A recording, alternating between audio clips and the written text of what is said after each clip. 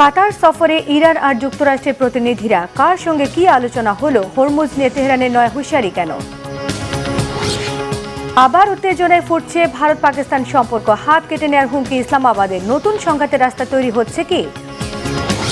ভেনেজুয়েলায় ধ্বংসস্তূপে ৩২ ঘন্টা আটকে থাকা মা ও শিশুকে জীবিত উদ্ধার, ক্ষোভে ফুঁসছেন কেন ভূমিকম্প দুর্গতরা? আসসালামু আলাইকুম, দেখছিলেন বাংলাভিশন ওয়ার্ল্ড নিউজ হেডলাইন। এবারে বিস্তারিত। যুদ্ধ থামাতে কাতারের দোহায় গিয়ে বৈঠকের বিষয়ে যুক্তরাষ্ট্র আর ইরান ভিন্ন মত দিলেও একদিনের ব্যবধানে পাল্টে গেছে দৃশ্যপট। যুক্তরাষ্ট্রের প্রেসিডেন্ট ডোনাল্ড ট্রাম্পের পূর্ব ঘোষণা অনুযায়ী মঙ্গলবারই দোহা সফরে গেছে দুপক্ষের প্রতিনিধি দল। এটি কি শান্তি চুক্তির আলোচনা এগিয়ে নিতে দুপক্ষের প্রবল আকুতির ইঙ্গিত? শেষমেশ কী কথা হলো দুপক্ষের? কূটনৈতিক এই তোড়জোড়ের মধ্যে হরমুজ প্রণালী নিয়ে আবার কেন হুমকি ধমকির রাস্তায় হাঁটছে তেহরান? সঞ্জিদা ইসলাম তন্নির ডেস্ক রিপোর্টে থাকছে পুরোটাই। কাটতে শুরু করেছে অনিশ্চয়তার কালো মেঘ।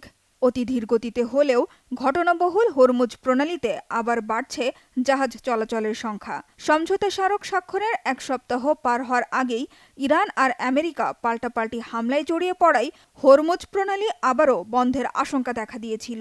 তবে দুই পক্ষের সংঘর্ষ থামিয়ে আলোচনার টেবিলে ফেরার সিদ্ধান্তে আপাতত দূর হয়েছে হরমুজের নতুন করে অচলাবস্থা সৃষ্টির শঙ্কা। সোমবার গুরুত্বপূর্ণ জলপথ পাড়ি দিয়েছে কমপক্ষে 40টি বাণিজ্যিক জাহাজ।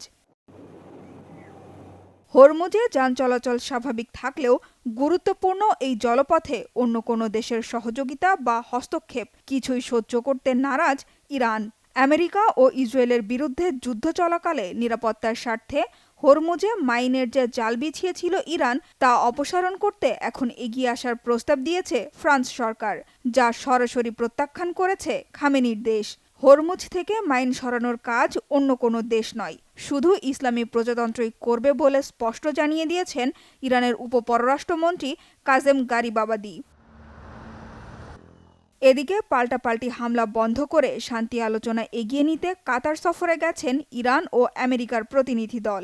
তবে দুই দেশের প্রতিনিধিরা মুখ দেখাদেখি এড়িয়ে শান্তি আলোচনার পরবর্তী পদক্ষেপ নিয়ে মধ্যস্থতাকারী কাতারের সাথে আলাদা বৈঠক করবে। দুই পক্ষের সাথে আলাদা বৈঠকের বিষয়টি নিশ্চিত করেছে কাতারের পররাষ্ট্র মন্ত্রণালয়। মার্কিন দূত স্টিভ উইটকফ এবং জ্যারেড কুশনার দোহায় এসেছেন কাতারের কর্মকর্তাদের সাথে দেখা করতে। তারা এখানে ইরানিদের সাথে সরাসরি আলোচনার জন্য আসেননি। শান্তি আলোচনায় আগ্রহী ইরানের প্রতিনিধি দল কাতার সফরে গেলেও চলমান সমঝোতা চুক্তি টিকবে কিনা তা যুক্তরাষ্ট্রের ওপর নির্ভর করছে বলে মন্তব্য করেছেন ইরানের প্রেসিডেন্ট মাসুদ পেজেশকিয়ান। তিনি জানিয়েছেন, যুক্তরাষ্ট্র সমঝোতা স্মারক মেনে চললেই কেবল ইরানও তা মানবে, আর যুদ্ধবিরতি ভেস্তে দিতে নয়া অপচেষ্টার কড়া জবাব দেওয়া হবে বলে সতর্ক করেছেন ইরানের ভারপ্রাপ্ত প্রতিরক্ষা মন্ত্রী ব্রিগেডিয়ার জেনারেল মজিদ ইবনে রেজা। অন্যদিকে মধ্যপ্রাচ্যে স্থায়ী শান্তি প্রতিষ্ঠার প্রধান বাধা লেবাননে আগ্রাসন বন্ধের বদলে হামলা জারি রেখেছে দখলদার ইসরায়েল। দক্ষিণ লেবানন থেকে সেনা প্রত্যাহার না করতে এখনও অনড় ইসরায়েলের প্রধানমন্ত্রী বেনিয়ামিন নেতানিয়াহু। তার দাবি, লেবানন সরকারের সাথে ইসরায়েলের নতুন চুক্তি সেখানে সেনাবহর রাখার অনুমতি দেয়, যে চুক্তিকে সার্বভৌমত্বের আত্মসমর্পণ বলছে ইরান সমর্থিত গোষ্ঠী হিজবুল্লাহ। সঞ্জিদা ইসলাম তন্নি, বাংলাভিশন নিউজ ডেস্ক। এদিকে ইরানের সর্বোচ্চ ধর্মীয় নেতা আয়াতুল্লাহ আলী খামেনির জানাজায় ব্যাপক জনসমাগমের ব্যবস্থাপনা এগিয়ে নিচ্ছে তেহরান। জানাজায় অংশ নেবেন বাংলাদেশের জাতীয় সংসদের স্পিকার হাফিজউদ্দিন আহমদ। আগামী 4 থেকে 9 জুলাই আয়াতুল্লাহ আলী খামেনির রাষ্ট্রীয় বিদায় এবং জানাজার নামাজ হবে তেহরান, কোম এবং মাশহাদ শহরে। এর মধ্যে 4 ও 5 জুলাই রাজধানী তেহরানে তার স্মরণে বিদায় অনুষ্ঠান হবে। 6 জুলাই তেহরানে হবে প্রথম নামাজে জানাজা। এরপর কয়েক দফা জানাজা শেষে 9 জুলাই তাকে দাফন করা হবে ইমাম রেজা মাজারের পাশে। বিশ্ববাসী সামনে যাতে ঐক্য আর সংহতি প্রদর্শনের জোর দিয়ে এসব আয়োজনে লাখো মানুষের উপস্থিতি নিশ্চিতের জন্য কাজ করছে তেহরান।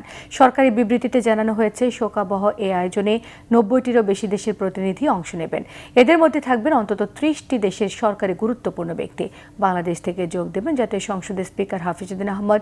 বাংলাদেশের পররাষ্ট্র মন্ত্রণালয়ের সূত্র থেকে জানা গেছে, জানাজায় অংশ ইরানের স্পিকার মোহাম্মদ বাঘের গালিফাপের আমন্ত্রণে আগামী 3 জুলাই ঢাকা থেকে তেহরানের উদ্দেশ্যে উদ্দেশ্যে রওনা হতে পারেন তিনি। গত 28 ফেব্রুয়ারি যুক্তরাষ্ট্র আর ইসরায়েলের হামলায় হত্যার শিকার হন ইরানের সর্বোচ্চ ধর্মীয় নেতা Ayatollah Ali Khamenei.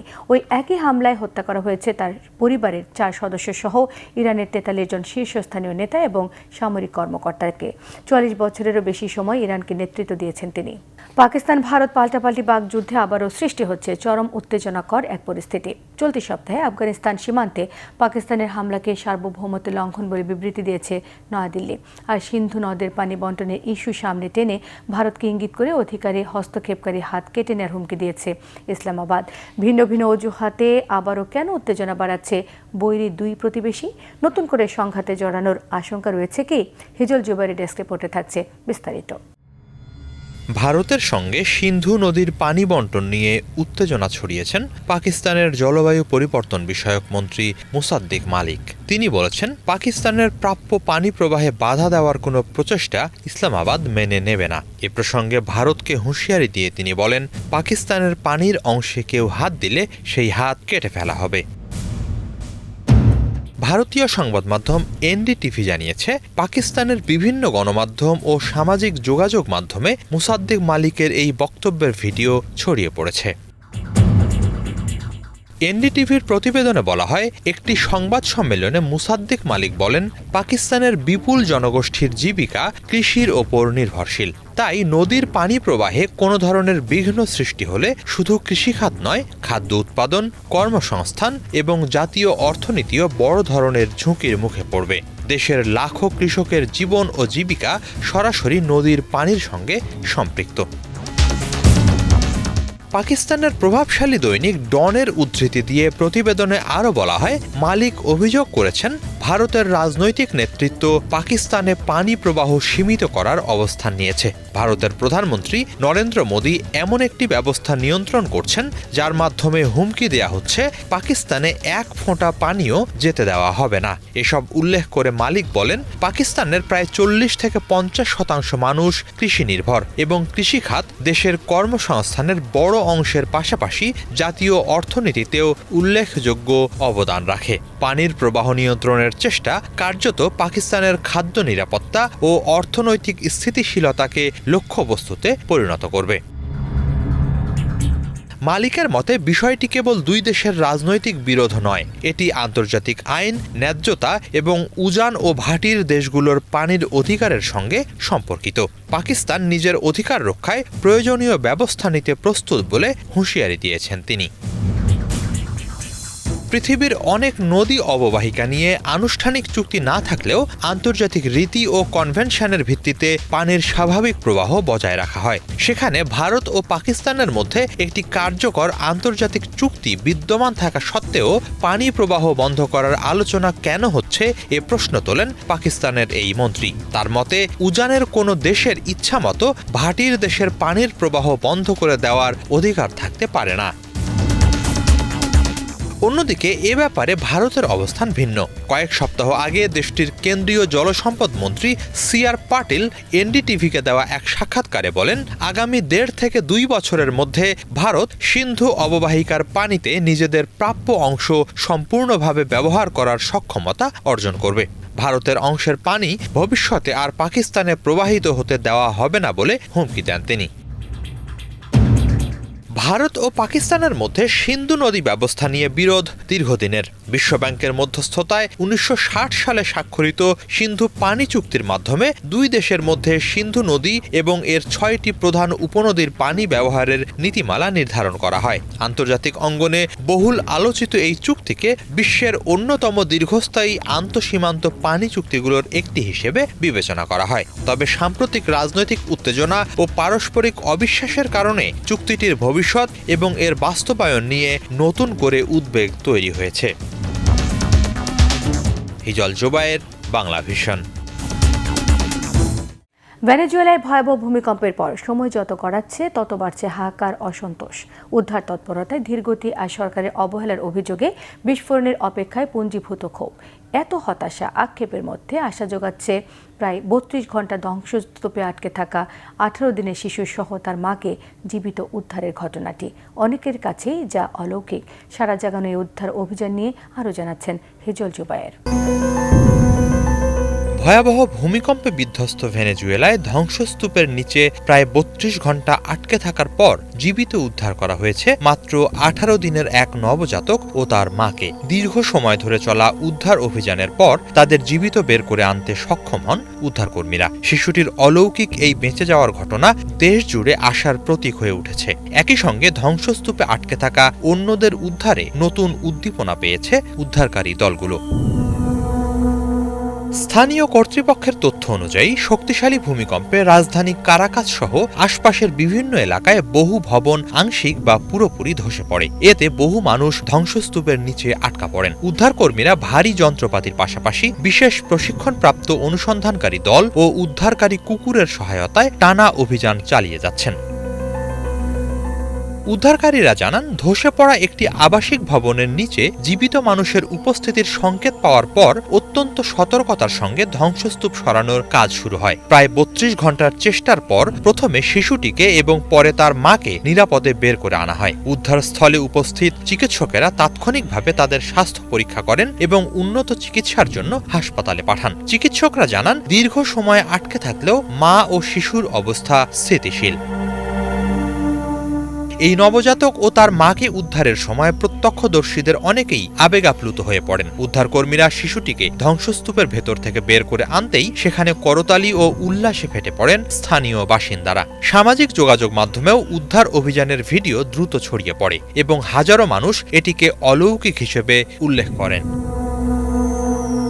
Reuters, BBC সহ আন্তর্জাতিক সংবাদ মাধ্যমগুলো জানাচ্ছে, ভেনেজুয়েলায় ধ্বংসস্তূপের নিচে চাপা পড়াদের উদ্ধারে অভিযান এখনো চলছে। ধ্বংসস্তূপের নিচে আরও অনেকে আটকে আছেন বলে আশঙ্কা করা হচ্ছে। সময়ের সঙ্গে পাল্লা দিয়ে কাজ করছেন উদ্ধারকারীরা। বিদ্যুৎ ও যোগাযোগ ব্যবস্থা ক্ষতিগ্রস্ত হওয়ায় উদ্ধার কার্যক্রম পরিচালনায় নানা ধরনের চ্যালেঞ্জের মুখে পড়তে হচ্ছে তাদের। অনেক এলাকায় ভারী যন্ত্রপাতি পৌঁছানো কঠিন হয়ে পড়েছে। ভেনেজুয়েলা সরকার ক্ষতিগ্রস্ত এলাকাগুলোতে জরুরি অবস্থা জারি করেছে। সেনাবাহিনী, দমকল বাহিনী, চিকিৎসক দল ও স্বেচ্ছাসেবকদের সমন্বয়ে উদ্ধার ও ত্রাণ কার্যক্রম পরিচালনা করা হচ্ছে। ক্ষতিগ্রস্ত পরিবারগুলোর জন্য অস্থায়ী আশ্রয়কেন্দ্র খোলা হয়েছে এবং খাদ্য, বিশুদ্ধ পানি ও চিকিৎসা সেবা পৌঁছে দেওয়ার চেষ্টা চলছে।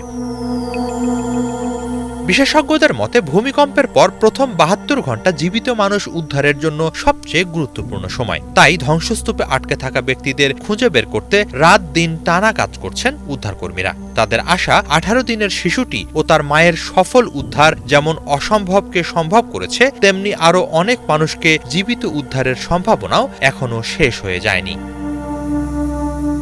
হিজল জোবায়ের, বাংলা ভিশন। বিশ্বজুড়ে যেন ক্ষমতার খেল দেখাচ্ছে রুষ্ট প্রকৃতি।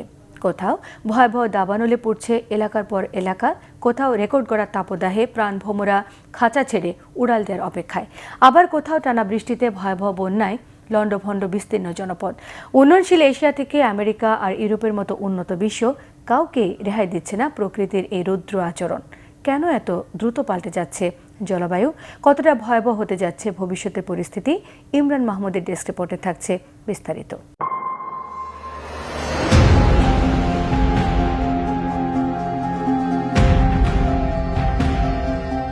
বিশ্বজুড়ে আবহাওয়া এখন যে রূপ ধারণ করেছে তাকে এক কথায় ভয়ঙ্কর বললেও কম হবে। একদিকে তীব্র খরায় বনাঞ্চলে দাউ দাউ করে জ্বলছে আগুন, অন্যদিকে রেকর্ড ভাঙা গরমে গলছে পিচ, আবার কোথাও প্রবল বৃষ্টিতে ভাসছে মাইলের পর মাইল এলাকা। প্রকৃতি যেন একযোগে তার সব হিংস্র রূপ নিয়ে মানুষের ওপর আছড়ে পড়েছে। সম্প্রতি তুরস্ক, যুক্তরাষ্ট্র, ইউরোপ এবং এশিয়ার বিভিন্ন দেশের আবহাওয়ার চিত্র দেখলে মনে হয় পুরো পৃথিবীর জলবায়ুর চাকাটাই ওলটপালট হয়ে গেছে। আর এটাই হচ্ছে ভয়াবহ সুপার এল নিনো। সম্প্রতি তুরস্কের কান্দারলি এলাকায় এক ভয়াবহ দাবানল ছড়িয়ে পড়েছে। রয়টার্সের খবর অনুযায়ী কৃষি জমি থেকে শুরু হওয়া এই আগুন তীব্র বাতাসে বনাঞ্চল পেরিয়ে লোকালয়ের কাছাকাছি চলে আসে, যার নিয়ন্ত্রণে ৭টি বিমান ও ৮টি হেলিকপ্টার কাজ করছে। আটলান্টিকের ওপারে যুক্তরাষ্ট্রেও একই ভয়াবহতা দেখা গেছে।